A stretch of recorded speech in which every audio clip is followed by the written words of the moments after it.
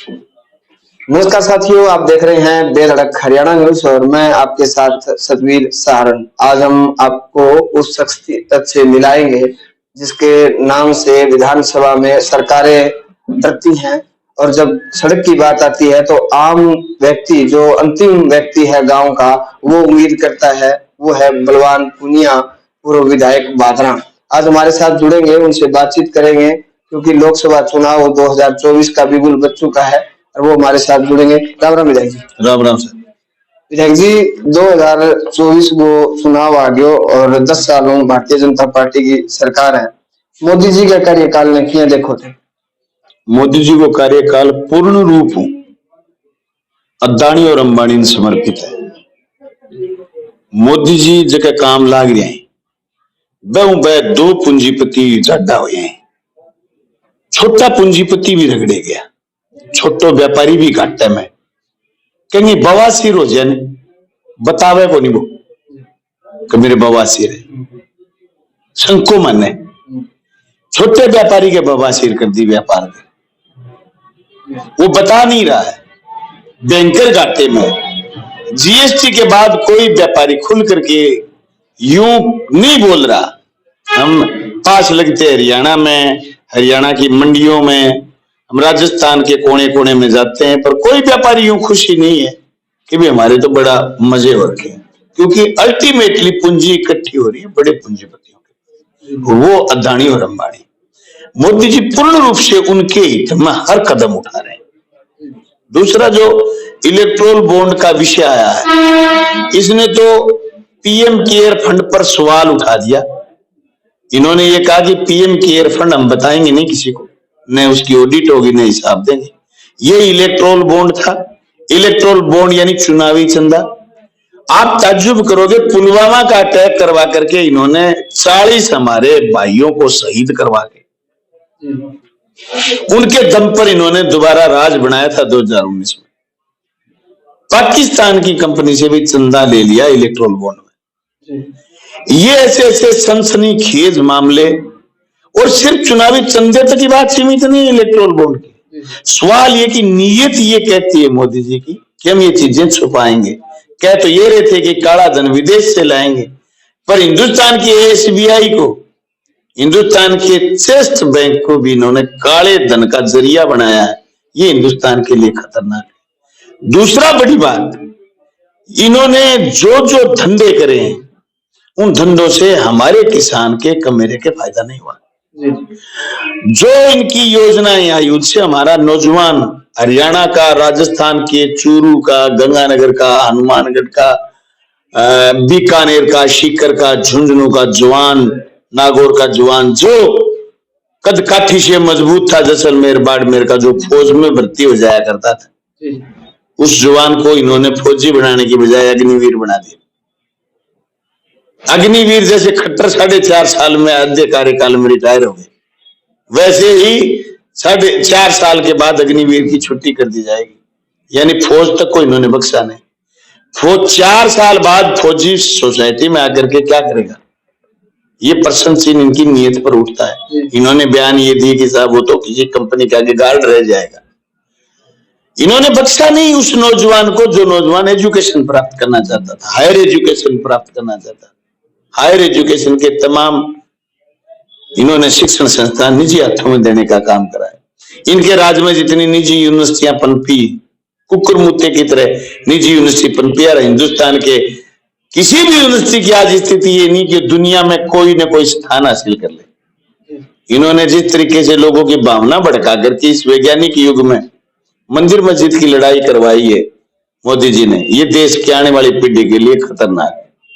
जिस तरीके से चैनलों को खरीद करके इन्होंने एक तरफा चीजें परोसने का काम करा है, उससे देश की तर्कशीलता और देश की बहस, देश की डेमोक्रेसी को, ये तो कह रहे हैं कि हमने दुनिया में परचम गाड़ा है, जबकि हम दुनिया में बहुत सारे पैमानों पर नीचे आके गिर गए। हमारी करेंसी का सत्यानाश हो गया। ये मोदी जी खुद कह रहे थे 2013 में कि जब मुद्रा गिरती है तो सिर्फ मुद्रा नहीं गिरती, देश का प्रधानमंत्री का स्तर गिरता है, देश का स्तर गिरता है। आज मुद्रा का जो अवमूल्यन हुआ है, उसे मैं समझता हूं मोदी जी को अपने बयान 2013 के सुनने चाहिए।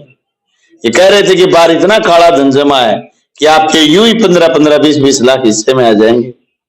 आज हर कोई घाटे में है, हर किसी के घाटा हिस्से में आया है। इससे बड़ी बात क्या हो सकती है कि राजस्थान प्रदेश में पिछले 7 दिन से इन्होंने लिफाफे बांटने शुरू करे गरीब लोगों को जो खाद्य सुरक्षा से जुड़े हुए थे, खाली लिफाफे दिए सिर्फ, जिस पर उसकी भजनलाल शर्मा की और मोदी जी की फोटो है सिर्फ।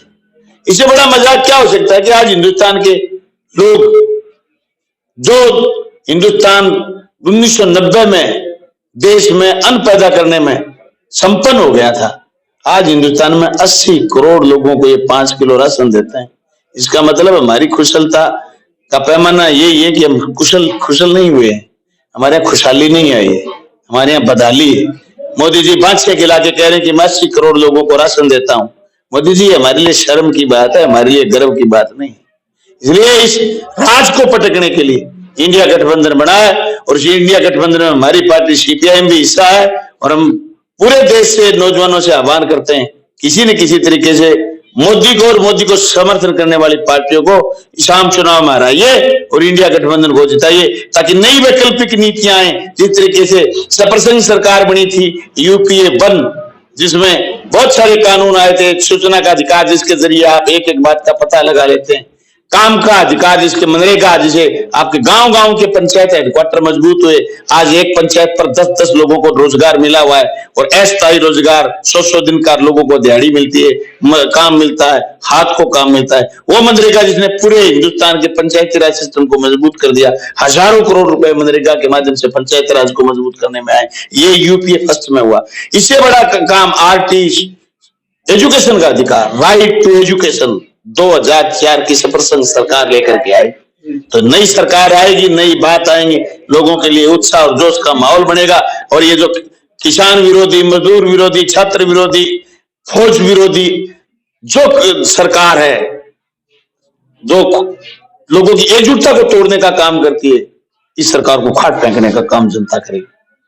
विधायक जी, एक सवाल और है कि एक तरफ बीजेपी एजेंडा ये सेट करे रही है और देश में मीडिया में लोग ये आ रहे हैं कि 400 पार बीजेपी अब की बार, और दूसरी तरफ उनका मुद्दा ये है कि उन्होंने धारा 370 हटाई, राम मंदिर बनाया। तो क्या लोगों को क्या फैसला लेना चाहिए आपके विचार से? आप लोगों से क्या अपील करेंगे? क्या ये जो पूरा प्रकरण हुआ इस बारे में आप क्या कहेंगे? जिस मीडिया में एक पत्रकार नोटबंदी के समय उछल कूद कर रही थी, ये कह रही थी कि इस नोट में चिप लगेगी और उस चिप से पता चल जाएगी नोट कहां पड़ा है, साला वो 2000 का नोट ही बंद हो गया। मीडिया थोड़ी, ये तो उनके इशारों पर नाचने वाले, मुजरा करने वाले लोग। मीडिया के बड़े बड़े हाउसेस खरीद लिए इन्होंने। आज खुल के पत्रकारिता कौन कर रहा है? ये कुत्ते बिल्ली की तरह लोगों को लड़ाने का काम करते हैं, मीडिया हाउस में बुला करके अपने आदमी होते हैं, लोगों को परोस डाल रहे हैं। ये कभी इन्होंने इस बात पर बहस नहीं करवाई, एक भी बहस नहीं करवाई कि हिंदुस्तान के कितनी यूनिवर्सिटी दुनिया में ख्याति प्राप्त है, हिंदुस्तान के कितने स्कूल दुनिया में ख्याति प्राप्त है, हिंदुस्तान के कितने लोगों को दुनिया में काम मिला हुआ है और दुनिया में किस पैमाने पर है। इन्होंने कभी नहीं बताया कि भूख का हमारा पैमाना क्या है और हमारे भूख पर हमारा इंडेक्स कहां चला गया। इन्होंने कभी नहीं बताया कि आदिवासी का हमारा हाल क्या है, इन्होंने कभी नहीं बताया कि दलित का हमारा हाल क्या है। इस मीडिया ने कभी इस बात पर चर्चा नहीं की कि मुद्रा का अवमूल्यन क्यों हो गया, हमारा रुपया गिरता क्यों जा रहा है। इन्होंने कभी नहीं बताया कि बर्मा जैसा देश, भूटान जैसा देश और हमारा पड़ोसी आपका बांग्लादेश जैसा देश, वो कई इंडेक्स में हमारे से ऊपर चला गया। ये क्यों नहीं बता रहे? काय की मीडिया की बात करो, ये तो मीडिया ही नहीं की है। अंबानी ने 750 टनल खरीद रखे हैं, उन चैनलों पर यूं मुर्गे लड़ाते हैं जो लड़ाते हैं। काय की मीडिया? मैं तो लोगों से कहना चाहता हूं, चुनाव तक अब 2 महीने टेलीविजन देखना बंद कर दो, खुद का दिमाग इस्तेमाल करो। कोई बात समझ में नहीं है, धरती पर बैठ जाओ, धरती माँ खुद बता देगी करना क्या है तेरे को। उसको पता चल जाएगा किसान को कि तेरे वोट कहां देना है। टेलीविजन देख करके वोट मत दे, क्योंकि उस टेलीविजन में तेरे लिए 24 घंटे में से हर किसान नौजवान से कहना चाहता हूं, चल बलवान पुनिया की बात मत मान, लेकिन 24 घंटे टेलीविजन के सामने बैठ जा, तेरा एक नाम आ जाए किसान का, वोट दे देना जो टेलीविजन कहे उसको। अरे तेरा नाम ही नहीं आ रहा और हम फोकट में उनके आगे नाच रहे हैं। अब्दुल्ला की शादी में बेगाना दीवाना। इसलिए हर नौजवान को, हर किसान को यह देखना चाहिए कि आज के दिन पहला और प्रथम लक्ष्य भारतीय जनता पार्टी जैसे झूठे बड़े पूंजीपति के राज को उखाड़ फेंको। और ये सिर्फ पूंजीपति की पक्षधरी नहीं कर रहे, ये तो लोगों को जाति धर्म के नाम पर लड़ा के और मार रहे हैं। एकता तोड़ रहे हैं, हमारी भाईचारा खत्म कर रहे हैं।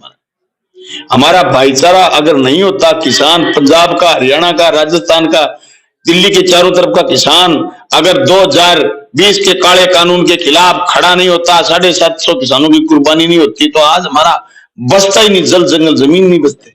आप ताज्जुब करोगे, अभी 5 स्टेटों का जो चुनाव परिणाम आया, छत्तीसगढ़ के बड़े छत्तीसगढ़ के वन, उसको भूभाग को इन्होंने कोयले के भूभाग को अदानी को दे दिया। राजस्थान में सौर ऊर्जा के रूप में अदानी काम करने लग गया। ये सारा सामान उनको लुटवा रहे हैं, इसलिए रोको लोगों को कहो। सर विधायक जी, एक ये नागरिकता बिल को लेकर सीएए के बारे में चर्चाएं कर रहे हैं, कभी एनसीआर की बात कर रहे हैं, ये क्या मामला है? इस पे आप क्या विचार रखेंगे? कुछ विचार नहीं जी, ये काम करने की जरूरत है। 370 से क्या मजे आ गए भाई? ये तो बकवास कर रहे थे टेलीविजन में, कब आप जम्मू कश्मीर जाकर के प्लाट खरीद सकते हो। एयू बैंक, आवास बैंक, छोटे छोटे कुकर मुत्ते बैंक उतरे हुए हैं बाजार में, और जो गांव में लोगों को लोन देते हैं मकान बनाने के लिए, सारे वो रोज कुर्की करते हैं, 32% ब्याज ले रहे हैं लोगों से। जम्मू कश्मीर में प्लाट लेना तो इसको फुर्सत है, गल में आई हुई है। पहले की बात तो आड़ती का ब्याज, वो बेचारे समय पर पैसे थे, उसका ब्याज 2 रुपए सैकड़े उतारते उतारते परेशान हो गए। जम्मू कश्मीर में घंटा खरीदेंगे हम प्लाट, कह रहे जम्मू कश्मीर में प्लाट खरीद लेना। अरे किसके पास? जम्मू कश्मीर का 317 हटाया अदानी के लिए, वो पहाड़ों में जो खनिज संपदा वो उसको लुटाना है इनको। ये हिमाचल में अब खेल जो करा है थोड़े दिन पहले, सेव पर सीमेंट पर कब्जा करना चाहते हैं, ये तो बाजार पर कब्जा करना चाहते हैं। 370 से आपकी और मेरी सेहत पर क्या फर्क पड़ गया?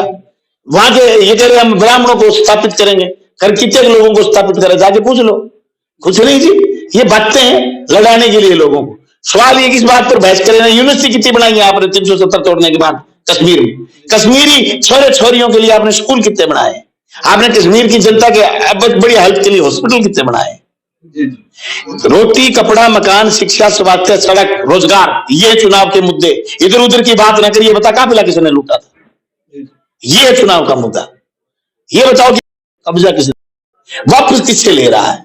बैंक हमें लोन देगा, हमें पटक के हमारी जमीन खोज करके वापस ले लेगा, और बैंक लोन देगा बड़े पूंजीपति, उनके लाखों करोड़ रुपए तो माफ कर दोगे। इस भेद के खिलाफ लड़ना हमारे को। सीए हमारे क्या क्या काम आता है? सीए जन आधार कार्ड है हमारे पास, वो भी ले लो तुम दोबारा वापस, और विवाह के राशन कार्ड से काम चला लेंगे, चुनाव के पहचान पत्र से काम चला लेंगे।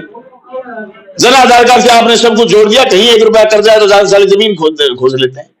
ये पूरे देश की व्यवस्था को बड़े पूंजीपति के हवाले जो करने का धंधा करा है, इसको रोकने की जरूरत है। ये सारी की सारी औजार मशीनरियां इस हिसाब से बिछा दी इन्होंने कि लोगों की गिरफ्त, लोगों का गला कैसे पकड़ लें, गला पकड़ने का काम कर रहे हैं। इसलिए लोगों को समझना चाहिए ये फिजूल की बातें हैं। हमने समान नागरिक संहिता, अरे समान कर रखी है तो तुम अदानी अंबानी के पूंजीपतियों के पैसे क्यों माफ कर देते हो और हमारे से पैसे क्यों ले लेते हो? समान तो है। फिर आ जाओ तुम्हारी सीए पर, आ जाओ तुम्हारी सीए साले बैंक के मामले में लागू क्यों नहीं होती? हमारी जमीन कुर्क कर देते हो तुम, उनका कुछ नहीं कुर्क करा। तुम्हारे 20-21 आदमी तो भागे पैसे लेकर, नीरू मोदी, मेहुल चौकसी, पता नहीं कौन कौन पैसे लेकर, हजारों करोड़ लेकर के भागे, उनका तुम कुछ नहीं उखाड़ पाए। हमारी कमजोरी, हम काम छोड़ के नहीं जा सकते, हमारी जमीन छीन लेते हो। ये कुछ नहीं, चुनावी स्टंट है, इन स्टंटों का कुछ नहीं बटेगा। मोदी जी की जमीन खिसक रही, इसलिए दूसरे दलों के लोगों को तोड़ रहे हैं। दूसरे दल का वार्ड पर हाथ लग जाना चाहिए, उसको तोड़ रहे हैं। मैं आज बता रहा हूं, इंडिया गठबंधन नया करेगा। हरियाणा में 10 की 10 आई हुई है, घटेगी चाहे 2 घटे चाहे 3 घटे। राजस्थान में 25 की 25 आई हुई है, सीट घटेगी चाहे 5 घटे, 7 घटे, चाहे 3 घटे, चाहे 2 घटे, घटेगी, बढ़ेगी नहीं। दिल्ली में घटेगी, पंजाब में घटेंगी, बिहार में घटेंगी, तमिलनाडु में घटेंगी, कर्नाटक में घटेंगी, पश्चिम बंगाल में घटेंगी। राज नहीं बनेगा मोदी का, इंडिया गठबंधन का राज बनेगा। लोगों को कहना दही के भरोसे कपास मत खा जाना, और इनको भगाओ। ये जो कोकटेल मोदी और शाह का, और ये 5 लुटेरे वसूली भाई है ना, ये वसूली भाई आपके पास आप किसी से पैसे मांगने गए कि पैसे दे, अगला कहते पैसे नहीं दूंगा, उधार मांगने गए हो। ये क्या करते हैं पता है आपको? ये अगले की कलाई पकड़ के मुट्ठी खुलवाते हैं। इनके पास आईटी है, अगले को बदनाम करते हैं, पहले ट्रैक करते हैं कि इसने ये गड़बड़ कर दी। उसके बाद इनके पास सीबीआई है, इनके पास ईडी है। ये तीनों तो इनके पास चमचे बने हुए हैं। इन तीनों चमचों के जरिए अगले का गला पकड़ते हैं और मोदी और शाह पैसे गिरवा लेते हैं। ये वसूली भाई, एक फिल्म आएगी थोड़े दिनों में, देख लेना, वसूली भाई 2। और पूरी दुनिया में तहलका मचा देगी। ये फिल्म पहले चल रही है, इसकी पटकथा ये हिंदुस्तान की जनता के सिर पर पड़ी हुई है।